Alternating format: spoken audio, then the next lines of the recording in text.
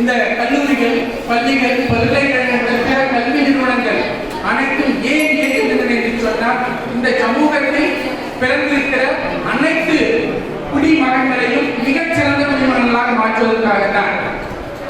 நம்முடைய இந்திய தேசத்தில் 140 கோடி மக்கள் தொகை வாழ்கிறார்கள் என்று சொன்னால், இந்த 140 கோடி மக்கள் ஒவ்வொரு குடிமகனும் மிகச்சிறந்தவனாக இருக்கிறார்கள் என்று சொன்னால், இந்த சமூகம், இந்த நாடு மிகச்சிறந்த நிலையை அடையும் என்பதில் இருவேறு கருத்து இல்லை.